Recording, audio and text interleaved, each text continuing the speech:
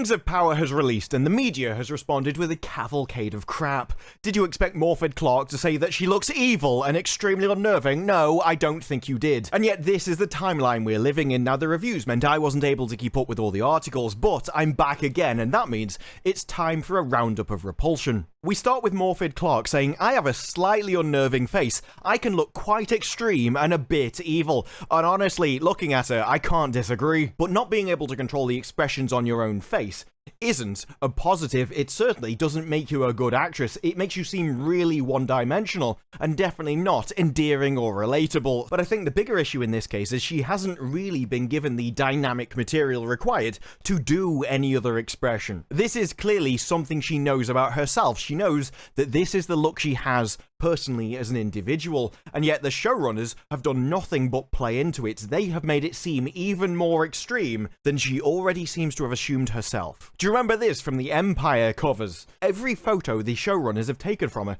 is in this exact same pose. Head down, looking up, straight under the eyebrows. Head down, looking up, straight under the eyebrows. And this is known as the Kubrick stare. Tilt head down, look up beneath eyebrows, viola. Instant, super creepy look. Can you see all the examples they've used on the right here? None of these are supposed to be heroes. They're not supposed to be amazing moral people. And yet that is what Galadriel is supposed to be. No, this look generally signifies that a character in question is really, really pissed off or really, really deranged. Is that really the image that you want for Galadriel in Rings of Power? Because she's not just Galadriel, she is Lady Galadriel, and lady comes from nobility, it comes from lord and lady. It's far more than just being female. It's about elegance, beauty, charm, femininity. Definitely not extreme or evil. Any woman can be female, but any woman can't be a lady. And the worst thing is, even if this was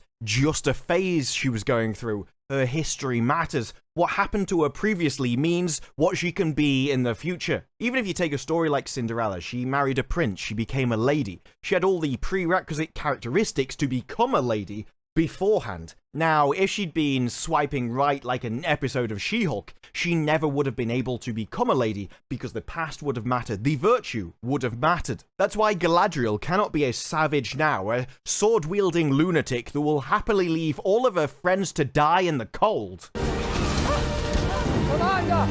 Wait, no! We keep moving! And then later move on to be a lady afterwards. There is no way you could ever call the Galadriel that we see in Rings of Power lady of anything, because the word lady has far deeper meaning and far more intrinsic concepts within it than any word such as just female. But this article has a bigger problem, a black hole of intellectual stupidity that I'm not sure has ever been approached before, and that is the idea of whether Amazon are Tolkien washing. Now, from the name, you would assume this would mean where someone takes the Tolkienian lore and then changes it, alters it, trying to pretend that they're representing Tolkien, while just putting a thin veneer on top of it and pretending that they're representing the work. And that is most certainly not what this article means. No, instead, they describe Tolkien washing as cynically using the title to reframe the narrative around the world's second largest company. Namely, in this case, the wages of Amazon's warehouse workers. Yeah, whereas most people would have assumed it was about Tolkien and the world he created, no. Instead, we're just going to use this as a weapon to talk about class warfare for some reason. But while the question itself might be one of the most ridiculous references I've ever heard forced into a question about Rings of Power, the answer that Morfydd Clark actually gives is even worse, because bearing in mind the, I'm sure, impressive wages she must be getting at the moment, says, no, I think we should listen to the workers. They're being very brave at the time, but the way she decides to help them is by listening to the Punisher album a lot by Phoebe Bridgers. It's about having a good time at the end of the world. Yes, somehow this article has managed to combine getting paid poor wages with destroying Tolkien's lore, and the result of that is that Morfydd Clark will be having a good time at the end of the world. Seriously, I thought take the piss and laugh as it all burns was meant to be my attitude towards entertainment at the moment, not the actors involved in the actual work. But Rings of Power is the most expensive television show ever made, and every production has a target demographic.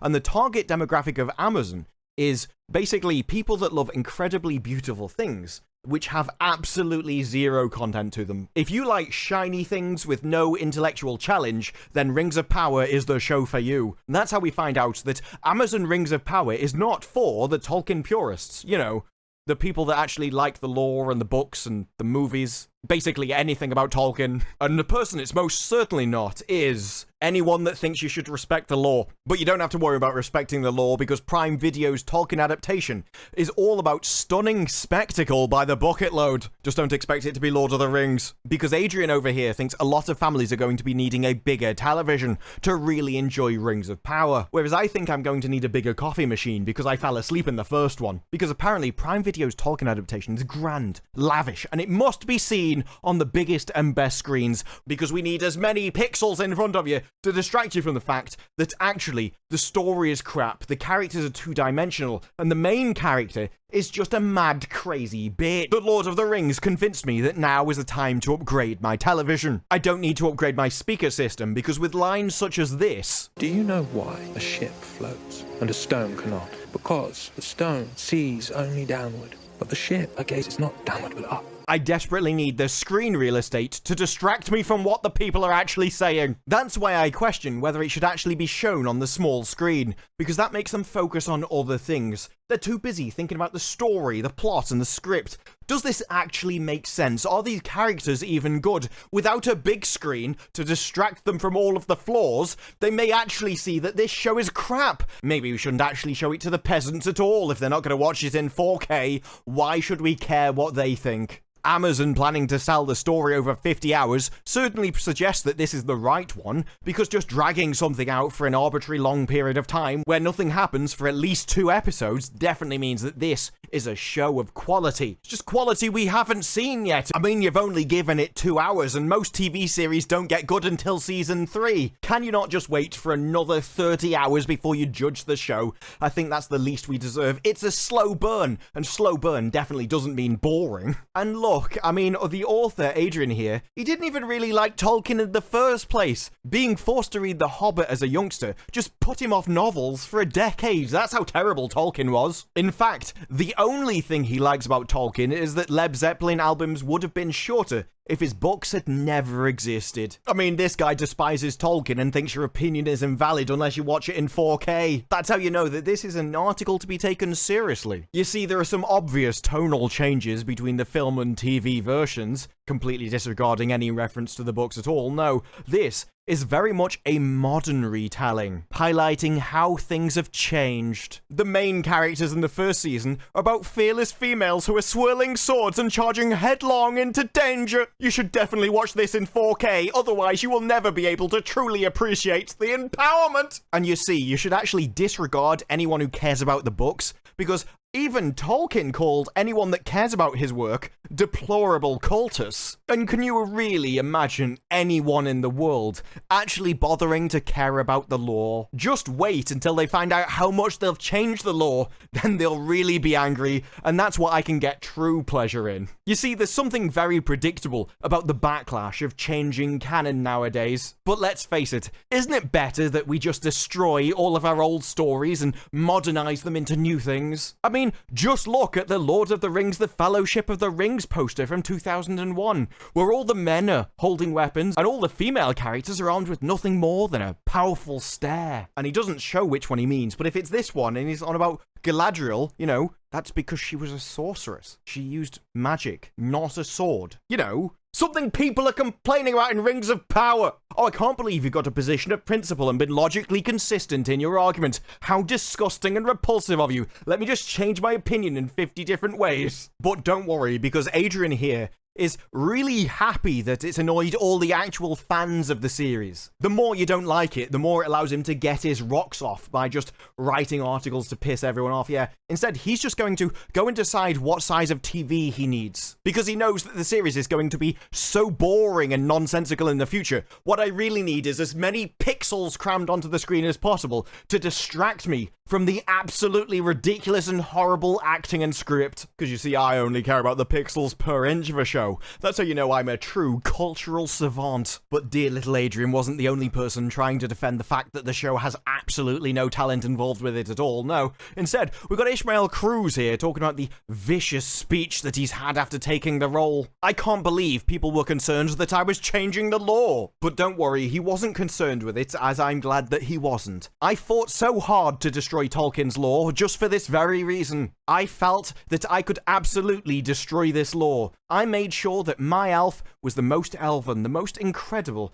because I knew this was coming. I really wanted that paycheck, and I knew that people would criticize the fact that I can't physically exist in this universe. I could have taken another role that was completely canonical within the universe, but I thought, no, what I want is to absolutely go against everything that was written by Tolkien in his life. He says that you can't criticize a Tolkien adaptation by saying that it actually goes against Tolkien's lore, because they didn't, but now they do. Look, we all understand the way the universe was written before when the author was alive, but don't you realize he died a long time ago? And quite frankly, we don't care about what he did. We've changed it. We've made it this way. And so now we can do whatever we want. He's dead. What's he going to do? Complain about it? But Cordova's comments came alongside a wave of people who would watch the show and realized that the show was complete trash. This led them to making the Rotten Tomato score have a score of 38%, compared to its 84% of critics who were also obsessed with access. That Amazon has paused reviews of its platform. Representatives of Amazon did not immediately respond to EW's request for comments about their reviews, because the last thing they can say is that so many people legitimately watched the shows,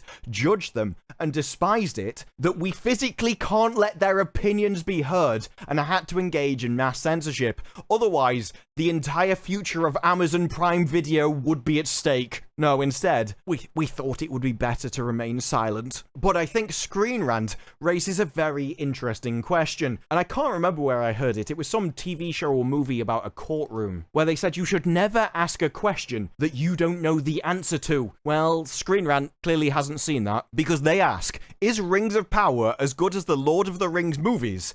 Does it live up to the hype? And while they claim that Rings of Power is actually a worthy next step in the franchise, I think most people will disagree. Because they even say that Rings of Power has a $1 billion budget, and yet according to Business Insider, this is their moment of truth. If it doesn't succeed, there's going to be a big question from Andy Jassy and the board. If we can't take this IP and make it successful, why is Amazon Studios even here? Now they claim that fortunately all signs are that Rings of Power will indeed deliver on its potential and live up to the legacy of Lord of the Rings. Because a 38% audience rating and Amazon actually shutting down reviews for the show definitely includes all signs that it's going to be successful. Look, I'm just that confident that you're going to have a positive opinion about the show that I'm not even going to let you say it. I'm just going to assume that it's true. But it is interesting the double standard that Amazon has taken with Rings of Power, because as Screen Rant says, it's impossible to overestimate the importance of nostalgia in modern popular culture, and yet Rings of Power has repeatedly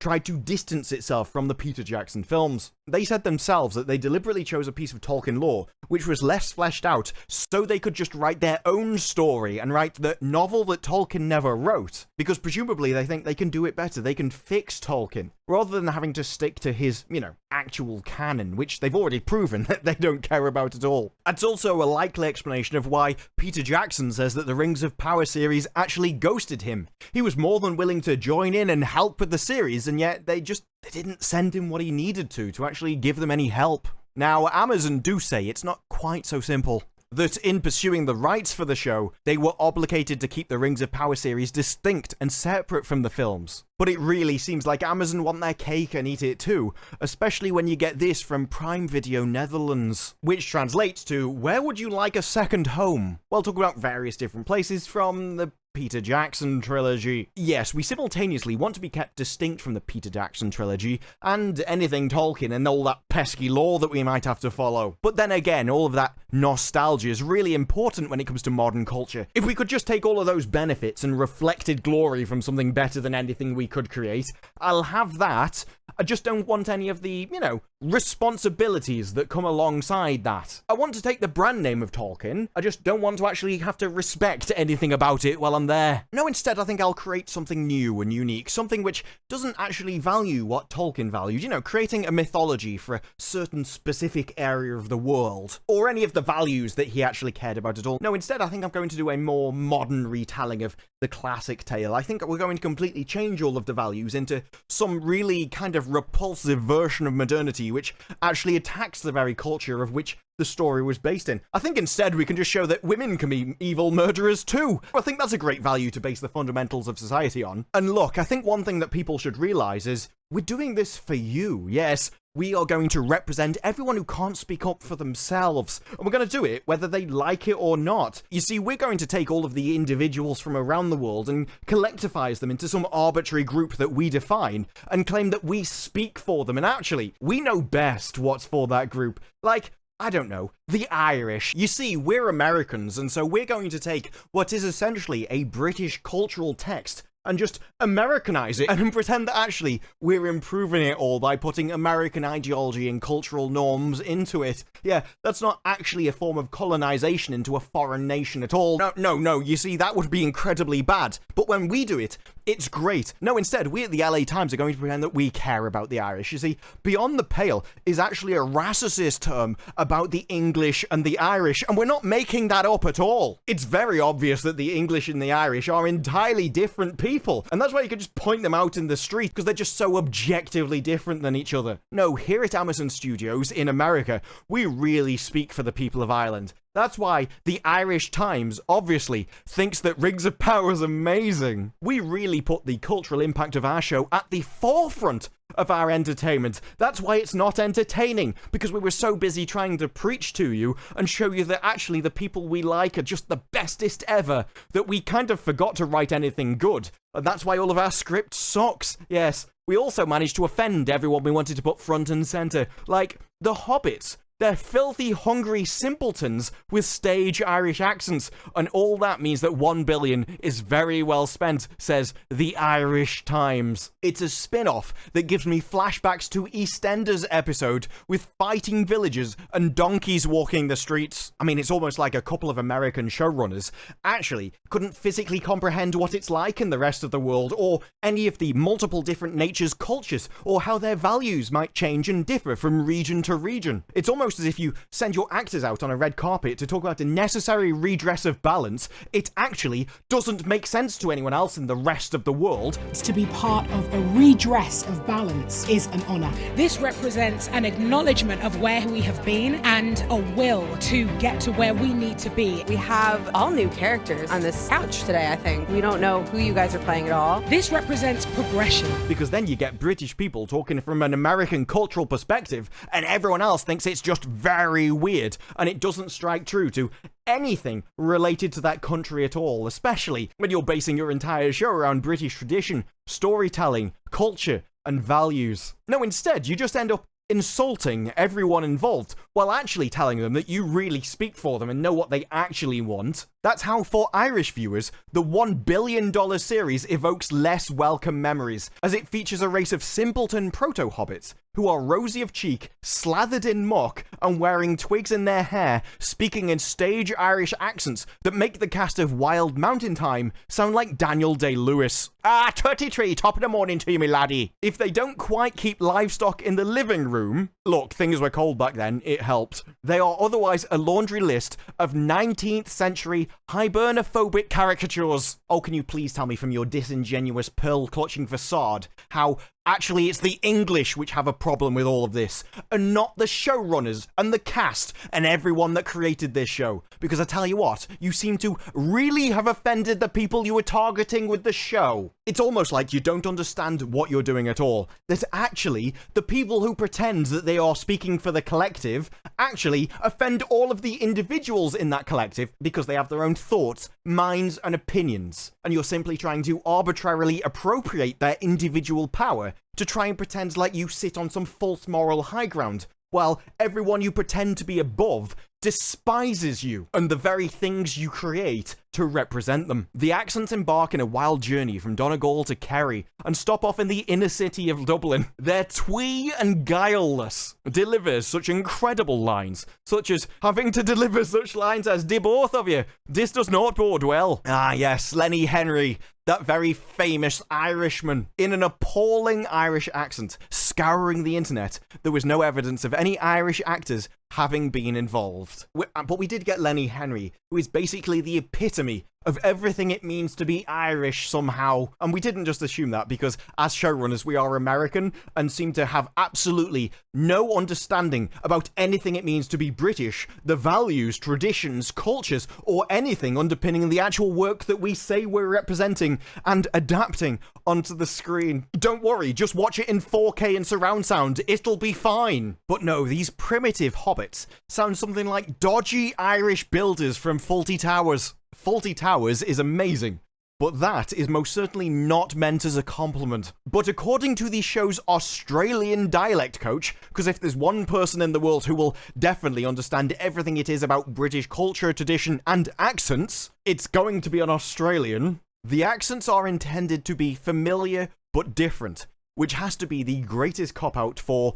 "they're all crap and I couldn't make them sound how they're meant to, so we're just going to pretend they're crap on purpose," that I could possibly have ever heard of. Yeah, that's not a crap Irish accent, it's just an intentionally awful one isn't the defense that you think it is, especially when it's from an Australian when you're trying to do a British accent. Call me crazy, but can't you get a British person to teach British accents? But I don't know, maybe you're just trying to defend this within the walls of American culture and the very low IQ people who actually fall for any of this stuff nowadays, because let's face it, that's not convincing anyone anywhere in the world. You can't just throw around slurs at people and expect that somehow you're going to convince them, or could even convince them to shut up, especially when your show actually portrays its Irish characters as pre-industrial and childlike simpletons. All it does is highlight the showrunner's disdain for Celtic people, as it shows that Amazon think of the Irish as somewhere around living in the 1870s, wearing filthy rags, scrambling around in the ground for food. What is this? Famine cosplay. But don't worry if you're Scottish, because the Scots get it too. We even get to a point where he expected that Joran might whip out a deep-fried Mars bar, as every other cliche had already been ticked off. I mean, call me crazy, but when people actually watch what you produce, rather than just what your actors spout in marketing interviews, it's like you're the really bad people who just seem to hate everybody in the world, especially the British people, who you're supposed to be representing. But then again, I don't really know why I expected from the corporate media to begin with. But those are just my thoughts. What are yours? Let me know down in the comments below. Like the video if you like the video. Subscribe, more videos like this in the future, and I will see you in the next one. Bye-bye.